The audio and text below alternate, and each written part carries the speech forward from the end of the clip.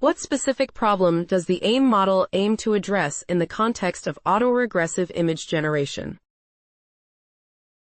The AIM model specifically aims to address the challenges of computational efficiency and scalability in autoregressive image generation, particularly when utilizing the Mamba architecture.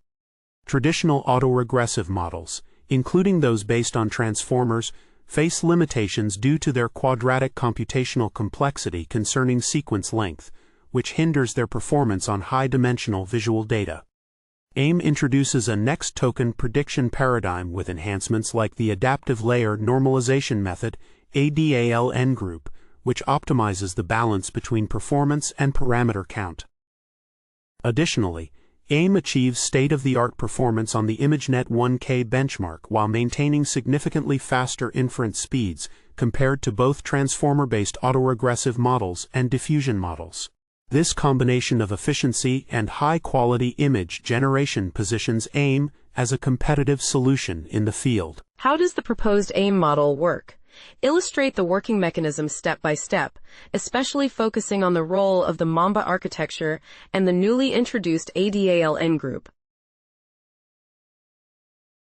The proposed AIM model operates through a two-stage autoregressive image generation process, leveraging the Mamba architecture for efficient sequence modeling. Initially, images are tokenized into discrete representations, and class labels are embedded and concatenated to the image token sequence. The Mamba framework, which utilizes state space models, captures temporal dependencies and supports the next token prediction paradigm, allowing AIM to predict the next token based on previous tokens and class embeddings. A key innovation in AIM is the introduction of ADALN group, which optimizes layer normalization by partitioning layers into groups that share local parameters while retaining individual biases, effectively balancing performance and parameter count. This adaptive layer normalization enhances the model's ability to generate high-quality images while maintaining computational efficiency, as evidenced by AIM's superior performance on benchmarks like ImageNet 1K. Can you provide a simple and illustrative example of how the AIM model performs class-conditional image generation, detailing each step from input to output? The AIM model performs class-conditional image generation by following a structured process. First, it begins by embedding the class labels, which are then concatenated to the head of the image token embedding sequence. Next, these embedded class labels undergo a nonlinear transformation to derive the scale and shift parameters used for the adaptive layer normalization, ADALN. During the training phase, the model predicts the next token in the sequence based on the previously generated tokens and the class label, calculating the loss from the difference between its predictions and the actual target tokens.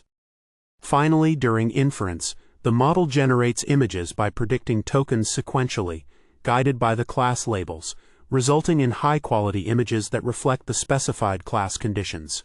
What practical benefits does the AIM model present for image generation tasks over existing autoregressive models and diffusion models?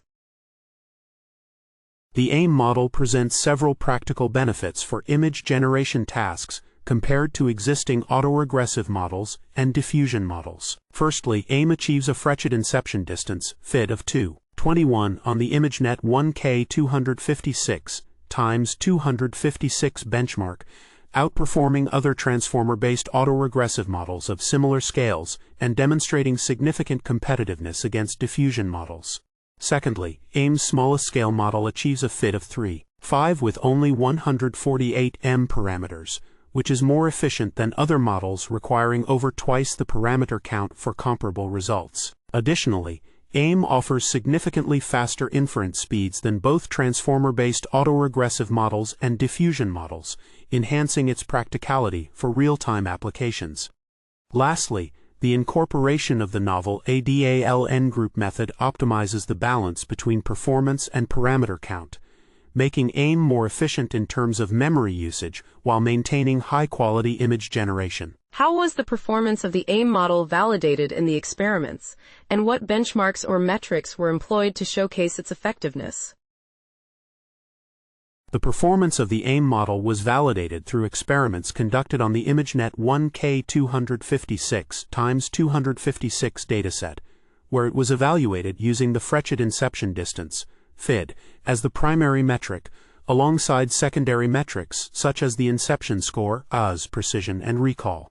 The results demonstrated that AIM achieved a FID of 2.21, outperforming existing transformer-based autoregressive models of comparable scales and showing significant competitiveness against diffusion models. Additionally, the experiments assessed scalability by varying model parameters and training compute, revealing a strong correlation between model size and image quality, as indicated by a correlation coefficient of -0.9838 between FID and model parameters. The ablation studies further confirmed the effectiveness of architectural enhancements, such as the adaptive layer normalization method, which significantly impacted FID scores. Overall, these evaluations underscored AIM's state-of-the-art performance in autoregressive image generation. What limitations or potential drawbacks does the AIM model have, particularly in terms of scalability or computational efficiency? The AIM model, while demonstrating significant advancements in autoregressive image generation, faces limitations primarily related to computational efficiency and scalability. One notable challenge is the high dimensionality and complexity of visual data, which can lead to increased computational demands. Although AIM achieves faster inference speeds compared to traditional transformer-based autoregressive models and diffusion models, the quadratic computational complexity of transformers concerning sequence length remains a concern. Additionally, while the model's scalability is supported by its performance improvements with larger parameter counts, the study refrained from scaling the model size beyond 2B parameters due to constraints from the ImageNet 1K dataset, indicating potential limitations in scalability for even larger applications. Lastly, the integration of advanced techniques like ADALN group, while optimizing parameter count and performance, may still introduce complexities that could hinder efficient training and deployment.